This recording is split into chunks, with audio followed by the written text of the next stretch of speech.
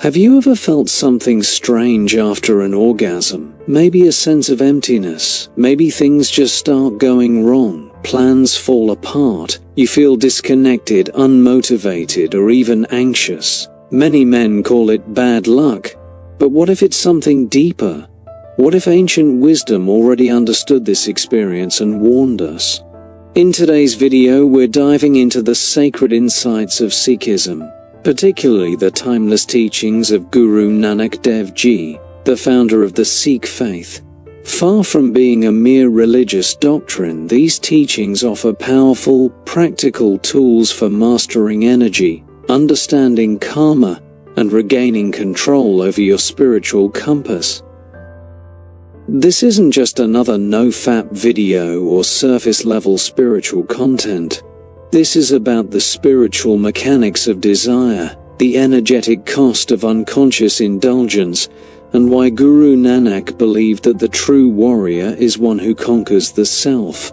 Watch till the end, because what you're about to learn may completely reframe how you look at your body, your energy, and your destiny. 1. The mystery of post-orgasm bad luck. There's a common pattern many men notice but rarely talk about: a string of misfortunes, lack of motivation, and low energy following orgasm, especially when it's pursued casually, excessively, or addictively. While modern science links this to hormonal drops like dopamine and prolactin, spiritual traditions offer a much richer explanation. They suggest that this post-orgasm slump is actually a spiritual consequence, a karmic reaction to how you use or misuse your life force. In many ancient philosophies, including Sikhism, energy is everything. The human body is not just physical matter, it's an energetic vessel. Orgasm is seen not just as a physical release but as a leakage of sacred energy, especially when it's not directed by love, devotion, or consciousness. When this energy is expelled too often or carelessly, the man begins to experience disorientation, spiritual dullness, and what we loosely call bad luck. From a Sikh perspective, this isn't punishment, it's consequence. Energy given away without awareness leads to imbalance. It weakens your auric field, your sense of clarity, and your spiritual immunity. So what you're experiencing as bad luck might just be a natural karmic echo, a result of being disconnected from your divine purpose, your dharma, and your higher self. 2. Guru Nanak and the power of lust. Kaam. Guru Nanak Dev Ji laid out 5 major spiritual obstacles known as the Panj Chor, or the 5 Thieves: lust kaam, anger krodh, greed lobh, attachment moh, and ego ahankar. Among these, kaam is considered the most seductive and deceptive. It disguises itself as pleasure, as connection, but ultimately leaves one feeling hollow if not mastered. In the Sikh spiritual lens, kaam is not about natural sexual desire being wrong, it's about unchecked craving. When lust overtakes wisdom and leads the soul astray. Guru Nanak didn't preach repression, but transmutation, the elevation of lust into love, passion into devotion. He taught that a mind controlled by lust is like a rider thrown off his horse, off balance, off purpose, off path. Guru Nanak's teachings echo a deep truth. When a man chases desire without reflection, he leaks not only energy but also dharma, his alignment with the universe. The bad luck isn't random, it's the result of walking away from one's divine flow. By submitting to lust, we give power to the material world and lose connection with the eternal self, a self that vibrates beyond time, karma, and circumstance. 3. Sexual energy and the energy body. Ancient yogic and Sikh philosophies agree. Sexual energy is life force, also known as ojas in Ayurveda or virya in yogic tradition. This energy is the raw material of not only reproduction but also creativity, willpower, spiritual clarity, and divine connection. When conserved and consciously channeled, it rises through the spine, activating higher consciousness and deeper awareness. But when this same energy is repeatedly expelled for mere pleasure, the system becomes inverted. Rather than the energy rising upward, it descends downward. The aura weakens, the mind becomes foggy. The magnetic field that protects and guides us becomes thin. In this state, even small challenges feel overwhelming, and one's intuition, or luck, seems to vanish.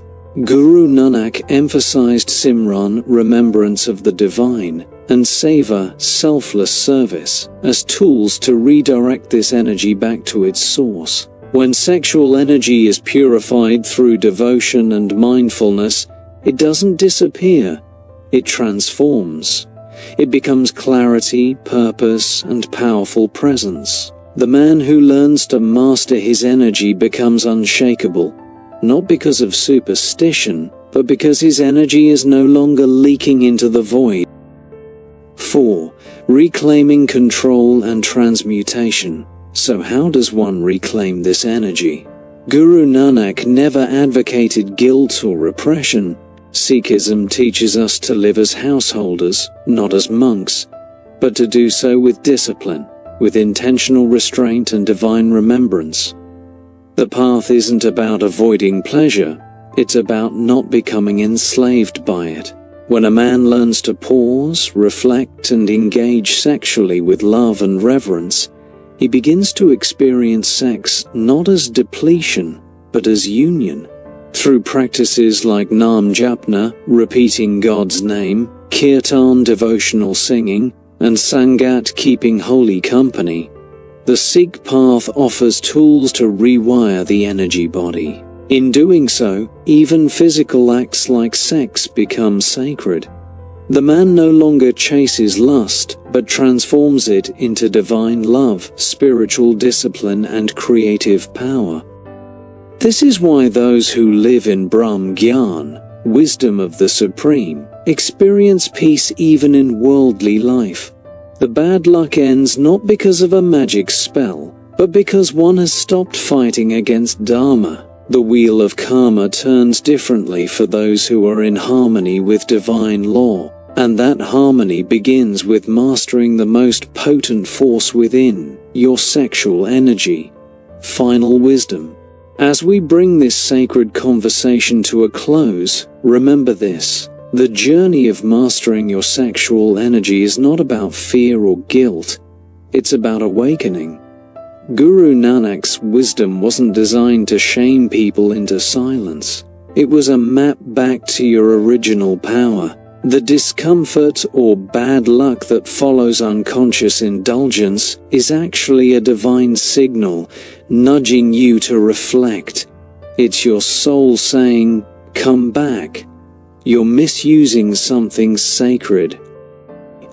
In truth, the orgasm isn't the enemy. The lack of awareness is. Energy, in its purest form, wants to rise, wants to build you, empower you, connect you to the infinite. But when we become obsessed with pleasure, detached from purpose, that same energy starts to scatter. That's when life feels out of sync. That's when things break down, not because of curses or fate, but because we're out of harmony with the law of the universe, the law of Dharma. As Guru Nanak said, "Man jitai jagjit."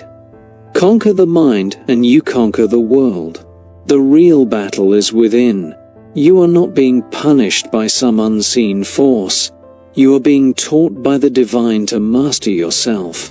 Once you learn to channel your sexual energy into service, creativity, love, and higher awareness, you don't just avoid bad luck, you start radiating magnetic success. Your aura expands. Your voice carries power. Your presence becomes your prayer, and from there, everything changes. Call to action. If this message touched something deep inside you, don't let it fade away. This video isn't meant to entertain, it's meant to ignite transformation. So take a moment right now, pause, reflect, and ask yourself, where is my energy going? Is it building me, or is it leaking into things that no longer serve who I'm becoming? If you're ready to take your journey seriously, to understand energy, discipline, and ancient wisdom, then subscribe to this channel. Every week, we dive deep into truths that the modern world has forgotten. Truths that once guided kings, sages, and warriors. Drop a comment below, share your thoughts, your struggles, your breakthroughs. This is a community of men and women on the path of self-mastery. And lastly, share this with a friend, brother, or loved one who needs to hear it. Someone who might be silently going through the cycles of depletion, confusion, or shame. You could be the one to awaken their path. You're not just watching a video, you're part of a movement back to power, purpose, and divine alignment.